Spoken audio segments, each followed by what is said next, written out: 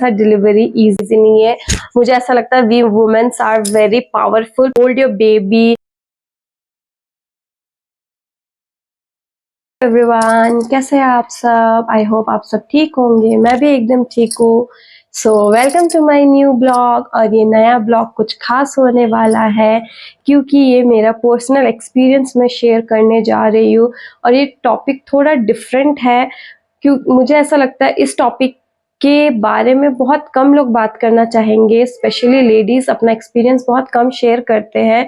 So yes, मैं अपना experience share कर रही हूँ सो दैट इस एक्सपीरियंस के चक्कर में बहुत लेडीज को जो है आइडिया मिले कि कैसा होता है, क्या होता है। अब मैं इतने कुछ बता दी तो मैं मेन टॉपिक बता देती हूँ कि ये है क्या। ये है कि मेरे हिसाब से कौन सा डिलीवरी इजी है। वैसे तो कोई भी डिलीवरी इज नॉट इजी, बिल्कुल भी इजी नहीं है, बट दोनों के कंपैरिजन में विच वन इज बेटर। सो चलिए आइए बताती हूँ मैं आपको अपना पूरा जर्नी। तो आइए अब मैं बताती हूँ मेरी मेरी डिलीवरी जर्नी। प्रेगनेंसी जर्नी जानने के लिए मैं आगे आप लोगों को सब कुछ बताऊंगी, बट ये वीडियो जो है ये मेनली जो है डिलीवरी रिलेटेड है। तो मैं ये बताऊंगी कि मेरे हिसाब से कौन सा डिलीवरी बेटर है, सी सेक्शन डिलीवरी या फिर नॉर्मल डिलीवरी। बट वैसे तो कोई भी डिलीवरी इजी नहीं है। एग्जैक्टली कोई भी डिलीवरी इजी नहीं है। मुझे ऐसा लगता है we womens are very powerful. Plus हमें गॉड गिफ्ट ये चीज मिला है कि हम एक बेबी को बर्थ दे सकते हैं। तो ये हमारे लिए एक तरफ से व्हाट वी से गिफ्ट ही है और हम में ही ये पावर है, तो हमें एनीवे डिलीवरी करना ही रहता है। तो मेरे हिसाब से कोई भी डिलीवरी इजी नहीं है, बट मैं आप लोगों को ये बताती हूँ मेरा जो एक्सपीरियंस था वो बहुत डिफरेंट था। मुझे स्टार्टिंग से, मैं लिटरली बता रही हूँ, स्टार्टिंग से मुझे चाहिए था नॉर्मल डिलीवरी, बट बोलते हैं ना जो हम चाहते हैं वो कभी भी नहीं होता, कभी भी नहीं। तो मेरा मेन डिलीवरी चाहने का रीजन ये था कि मेरे हस्बैंड जो है, हमारा जगह चेंज होने वाला था। वी वेर इन दिल्ली, दिल्ली से हम शिफ्ट होने वाले थे। डिलीवरी मेरा था अक्टूबर में और हम अक्टूबर एंड में शिफ्ट होने वाले थे। तो मुझे ऐसा लग रहा था यार अगर मेरा ऑपरेशन हो गया मैं कैसे ट्रैवल करूंगी, कैसे अपने घर जाऊंगी, बेबी को लेके बहुत टफ होगा। तो मैं बस प्रे करती थी कि ना मेरा नॉर्मल डिलीवरी हो जाए। उसके बाद तो 40 वीक्स तक तो मुझे कुछ भी पेन नहीं हुआ, कुछ भी। नॉर्मली डॉक्टर बोलते हैं कि 38 वीक्स के बाद अगर आपको कभी भी डिलीवरी पेन हो तो आप हॉस्पिटल आ जाइएगा। तो मुझे कभी भी पेन हुआ ही नहीं। तो उन्होंने फिर जो लास्ट विजिट था मेरा, it was on 39 week I guess. तो उन्होंने बोला कि अगर आपको, आपके ड्यू डेट उन्होंने दिया था 8 ऑफ अक्टूबर, उससे पहले अगर आपको पेन होता है तो आप आ जाइए, नहीं तो आपको 8 ऑफ अक्टूबर उससे एक दिन पहले 7th को आपको एडमिट होना पड़ेगा हॉस्पिटल। तो हम सारा सामान वगैरह पैक करके हम चले गए 7th को हॉस्पिटल। यस ऑब्वियसली, क्योंकि मैं फर्स्ट मॉम थी, मुझे कुछ एक्सपीरियंस नहीं था। और एक होता है ना, आप अपनी मम्मी से इतने ज्यादा फ्री नहीं हो सकते, मतलब क्या मम्मी से आप क्या पूछ लोगे। तो मैं दिन भर यूट्यूब सर्च करती थी, जैसे ऑफिस से आओ यूट्यूब सर्च करो।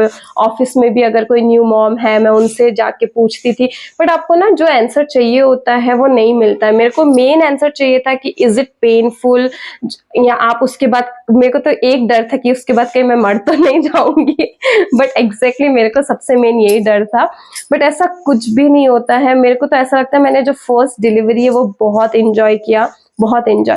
मैं एडमिट हुई थी 7th को। हम घर से मस्त खाना वाना खा के गई। मन में डर था, मम्मी टिफिन पैक करके लेके गए थे कि मम्मी और हस्बैंड वहीं रहने वाले थे मेरे साथ ही। तो हम पहुंचे, फिर विजिट वगैरह सब हुआ, डॉक्टर ने देखा, फिर उन्होंने कहा ठीक है आप एडमिट हो जाओ। एडमिट लिख दिया उन्होंने मेरा। तो 7th को 2 बजे मैं एडमिट हुई और उन्होंने मुझे जो डिलीवरी पेन के लिए इंजेक्शन होता है वो इंजेक्शंस मुझे दिया।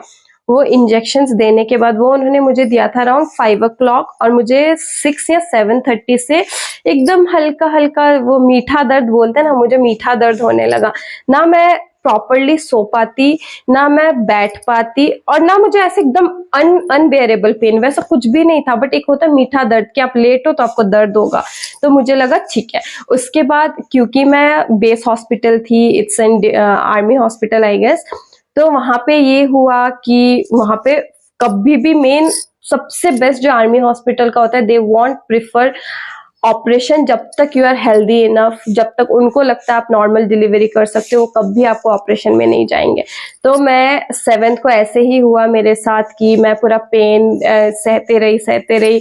मैं अपने हस्बैंड से फोन में बात कर रही थी, क्योंकि जहाँ हम एडमिट होते हैं वहाँ उनको नहीं रहने देते, उनको हस्बैंड लोग जो होते हैं वो अदर रूम में रहते हैं। तो रात भर उन्होंने मुझसे फोन में बात किया, क्योंकि मैं सो तो पा नहीं रही थी।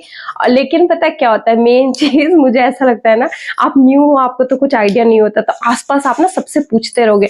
आपको अपना पेन का तो ठीक है, बट आपको ऐसा लगेगा इसको भी पेन हो रहा है, इसको भी पेन हो रहा है। तो वो चीज ना मुझे ऐसा लगता है, वो एक एक्साइटमेंट है कि ठीक है मुझे पेन हो रहा है, बट मैं अकेली नहीं हूँ, इनको भी पेन हो रहा है, इनको भी, क्योंकि वहां तो सब डिलीवरी वाले होते हैं। तो फिर वैसे वैसे निकल गया। अब हुआ, एक तो सुबह सुबह 4 बजे वो बुलाते हैं आपको बेबी हार्ट बीट चेक करने के लिए। तो जैसे वो मुझे ले गए बेबी हार्ट बीट चेक करने के लिए, मेरे साथ कुछ हुआ बहुत डरावना। तो नॉर्मली मैं आप सबको ये एक बहुत इम्पॉर्टेंट पॉइंट है, हम बहुत लेडीज सोचते होंगे कि अगर एक बार हमारा जो वाटर बैग लीकेज हो गया है तो उसके बाद हम नॉर्मल डिलीवरी नहीं कर सकते, फटाक से ऑपरेशन होगा। ऐसा कुछ भी नहीं है, कुछ भी नहीं है। मेरे साथ ऐसा हुआ कि आपका जब अगर वाटर बैग लीकेज हो जाता है, उसके 24 आवर्स तक आपका बेबी इज सेफ। मेरे केस में एग्जैक्टली ऐसा ही हुआ था कि मेरा वाटर बैग, जब मैं बोली ना, मैं सुबह गई और मेरे साथ कुछ ऐसा हुआ, जब उन्होंने हार्ट बीट के लिए वो पेट में वो मशीन रखते हैं ना, एंड मेरा वाटर बैग लीकेज हो गया। ऑब्वियसली मुझे तो, क्योंकि मैं तो हर जगह से यही सुनी थी कि जब आपका वाटर बैग लीकेज हो जाता है उसके 1-2 आवर में आपका डिलीवरी होना ही है। तो मेरे को तो ऐसे ही लगा, मैं तो खुश, मैं सोची वाओ यार इतना कम दर्द, और मैं तो आराम से, फिर मैं एक जोक भी मुझे याद आया, मैं अपने हस्बैंड को बोलते हुए गई, अरे यार ये तो ऐसे बाएं हाथ का खेल है, इतना दर्द मैं तो 2-3 बच्चे आराम से कर लूंगी, ऐसे ही बोलते हैं लोग। बट फिर ना मुझे लेबर रूम ले गए, मैं सब बच्चे का जो नए क्लोथ्स वगैरह होते सब हम अंदर ले गए लेबर रूम अपने साथ। फिर उन्होंने ना मुझे वापस भेज दिया कि यू आर नॉट रेडी। उन्होंने मुझे कुछ इंजेक्शंस दिया, मुझे वो इंजेक्शंस का एग्जैक्टली नाम याद नहीं है, बट वो इंजेक्शन दिया एंड बोला यू आर नॉट रेडी, अभी भी टाइम है करके उन्होंने मुझे वापस जो वार्ड है वार्ड में भेज दिया। फिर मुझे डर भी लग रहा था, क्योंकि वाटर आपका लीकेज होता है, हो ही रहा था मेरा। फिर धीरे धीरे 8 तारीख का जो दिन था, ये 7 खत्म हो गया, 8 का, अब 4 बजे मुझे लेबर रूम गए थे, फिर मुझे वहां से भेज दिया 5:30। अब क्योंकि उस टाइम धीरे धीरे और पेन बढ़ गया था और वाटर लीकेज हो गया, तो जो उन्होंने मुझे मेडिसिन दिया था पेन का वो भी बेनिश हो गया, वो मुझे दूसरा भी नहीं दे सकते। तो उन्होंने कहा हम आज रात तक वेट करेंगे, अगर नहीं हुआ तो 9 तारीख के सुबह आपको ऑपरेशन करना ही होगा। तो डर भी लग रहा था मुझे, क्योंकि मुझे ऑपरेशन से, आई डोंट नो, मुझे डर बहुत लगता है। और मुझे 8 तारीख जो पेन हो रहा था अनबेरेबल, पूरा दिन मुझे ना ऐसे चिड़चिड़ाहट सा, एक तो ना इट्स वेरी कॉमन, जो मैं नॉर्मली वीडियोस देखती हूँ ना कि आपको चिड़ मचता है, बोलते हैं ना हस्बैंड से चिड़ मचता है, ऐसा कुछ नहीं है। हस्बैंड से नहीं, आपको ना हर किसी से चिड़ मचेगा। जैसे हमें ड्यूरिंग पीरियड्स होता है ना, वैसे ही हमें होता है। हमें किसी को भी देख के, यार आप कोई भी पेन में रह लो, आप किसी को भी देख के आपको चिड़ मचेगा, तो वही होता है, आपको कुछ खाने का मन नहीं करेगा, कुछ भी नहीं।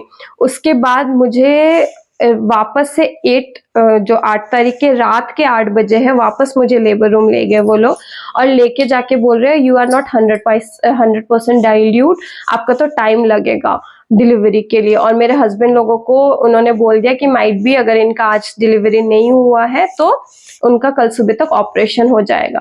एंड मेरे हस्बैंड और माई मदर वॉज फिक्स्ड कि यस मेरा अब होगा सी सेक्शन। सो वो लोग पूरा नींद लेके एकदम रेडी कि अब हम सो जाएंगे और नेक्स्ट डे क्या है, हमें प्रिपेयर होना है कि इसका ऑपरेशन होगा।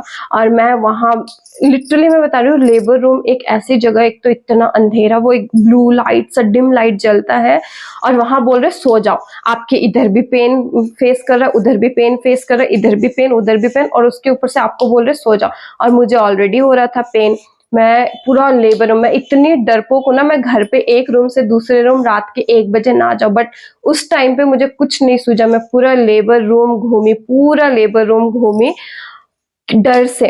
और उसके बाद दर्द हो रहा।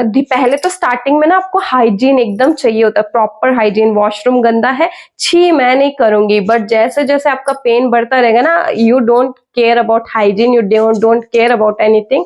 आपको बस ऐसा लगता है कि, और एक टाइम पे ना आपको ऐसा लगेगा कि आप खुद ऑपरेशन से अपना बेबी निकालो, बट विच इज नॉर्मल, ठीक है, क्योंकि आपको ना ये नहीं पता, फर्स्ट अगर आप फर्स्ट मॉम हो ना, आपके लिए ये चीज एक एक्सपीरियंस है कि आपको पता ही नहीं है कौन सा पेन लास्ट स्टेज है। तो मेरे लिए ऐसा था कि ये पेन अब हो गया, ये पेन हो गया, ये पेन हो गया, और अब मुझे लगा कि नेक्स्ट डे मेरा ऑपरेशन होगा। बट उतने में डॉक्टर आई और डॉक्टर ने बोला शी इज 100% डाइल्यूट। बट मेरा लेबर पेन जो था दैट वाज ऑफ 36 आवर्स।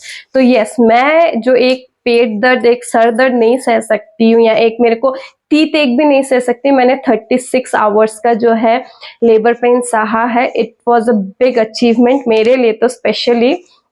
और मुझे ऐसा लगता है उसके बाद जब आपका बेबी होता है ना, आपका डिलीवरी हो गया, फिर जो डिलीवरी प्रोसेस था ना मेरा, क्योंकि पेन प्रोसेस लंबा था तो डिलीवरी प्रोसेस मेरा बहुत फास्ट था, मतलब 1 आवर में सब कुछ हो गया मेरा।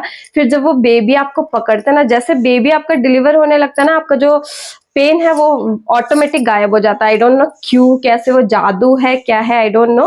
बट उसके बाद यू विल फील लाइक आपका बॉडी तो पूरा एकदम फ्री है, नो पेन नथिंग, एक मैजिक सा फील होने लगेगा। एंड यस, उसके 1 घंटे में आप you can easily walk, you can carry your baby. Normal delivery में ये बेनिफिट है। तो मैं आपको बोल रही थी ना, which delivery is easy according to, easy नहीं, which delivery is better according to me. तो मेरे लिए normal delivery is far better than C section, क्योंकि मुझे पता है सी सेक्शन में बहुत पेन होता है, बहुत ज्यादा। मैं अपने घर वालों को देखी हूँ, तो आई सल्यूट अ वुमेन जो सी सेक्शन मजबूरी में जिनका होता है यार। लेकिन जो खुद से चॉइस करता है ना, मुझे ऐसा लगता है ना, उनको ये लगता है लेबर पेन ज्यादा टफ है, सी सेक्शन हम करा लेंगे फिर झंझट ही खत्म है। बट नहीं, प्लीज, ये एक मिथ है। आप डिलीवरी, जो नॉर्मल डिलीवरी के टाइम पे जितना आपको दर्द होगा, उसके बाद डिलीवरी होते ही फिनिश हो जाता है नॉर्मल डिलीवरी में। बट सी सेक्शन में आप लोगों को ये है, सी सेक्शन हो गया, उसके आपको कम से कम 45 टू 50 डेज तो मुझे लग रहा है बहुत मिनिमम रेस्ट पूरा चाहिए होता है। You can not take proper bath, वो स्टिचेस ये वो। बट नॉर्मल डिलीवरी में आप 1 हफ्ते के बाद आराम से you can take your bath, you can go. मैं तो अपने बेबी को भी लेके गई थी हॉस्पिटल, फिर मुझे पेन हुआ था, मैं हॉस्पिटल गई थी।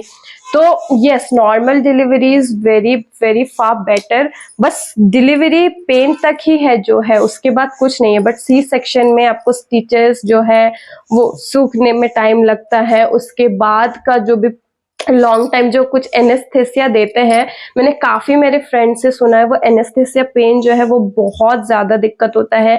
एंड जो उनका फर्स्ट वॉक है आफ्टर डिलीवरी सी सेक्शन वालों का, इट्स लाइक अ हेल। वो एक उनके लिए बहुत टफ है वो first walk after C section. तो यस, मेरे लिए नॉर्मल डिलीवरी इज इजी। और दूसरी चीज जो है, तो मैं यही एंड में वीडियो में जो बोलूंगी, यही बोलूंगी कि कुछ भी वीडियोस देख के ये मत सोचना कि नहीं यार, हम we can not bear labour pain, ये वो। We ladies can bear everything, everything. तो जब मैं 36 आवर्स आई हैंडल इट बहुत प्यार से, और ये ना एक मेमोरीज होता है। और सबसे प्यारा चीज पता है नॉर्मल डिलीवरी का, जब आपका डिलीवर हो जाता है ना, जो स्किन टू स्किन टच देते हैं, when you can hold your baby, you can sit and you can feed your baby, that feeling is the best feeling. But मुझे आई रियली फील, क्या बोलते हैं उसको, ग्रेट, या जो भी है सी सेक्शन मॉम के लिए it is very tough for them कि after delivery, after C section, एक तो वो फट से उठ नहीं पाती है, they can not sit, they can not lift their baby. So yes, बहुत टफ है। सो दोनों बहुत टफ है। बट नॉर्मल डिलीवरी का एक अलग ये है, और सी सेक्शन का अलग है। नॉर्मल का जो पहले पेन है और सी सेक्शन का है बाद में, लेकिन लॉन्ग टर्म के लिए रहता है। सो अगर कोई भी ये सोच रहा है कि मैं हॉस्पिटल जाऊंगी और मैं डॉक्टर को बोलूंगी कि नहीं मेरा सी सेक्शन करिए, तो प्लीज ऐसी गलती मत कीजिए। If you are healthy and आपका नॉर्मल डिलीवरी हो सकता है, सो प्लीज चूज दैट। और मेरा सबसे अच्छा बेनिफिट, मुझे ऐसा लगता है अगर मैं प्राइवेट हॉस्पिटल में होती तो डेफिनेटली मेरा ऑपरेशन होता। बट थैंक्स टू आर्मी या बेस हॉस्पिटल, जिसके कारण मेरा नॉर्मल डिलीवरी हो पाया। बस मेरा डिलीवरी जर्नी यहीं तक था। अगर आपको इस वीडियो से हेल्प मिला, या आप इस रिलेटेड कुछ भी मुझसे पूछना चाहते हैं, प्लीज आप कमेंट में पूछिएगा, मैं जरूर इन सबका जवाब दूंगी।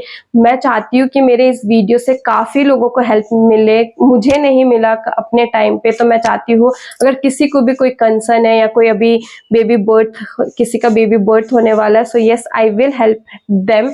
सो प्लीज अगर वीडियो अच्छा लगा है तो वीडियो को सपोर्ट कीजिए, शेयर कीजिए अपने दोस्तों को साथ और सब्सक्राइब कीजिएगा। बने रहिएगा मेरे वीडियोस में, आगे के ब्लॉग्स देखते रहिएगा। Bye bye, take care.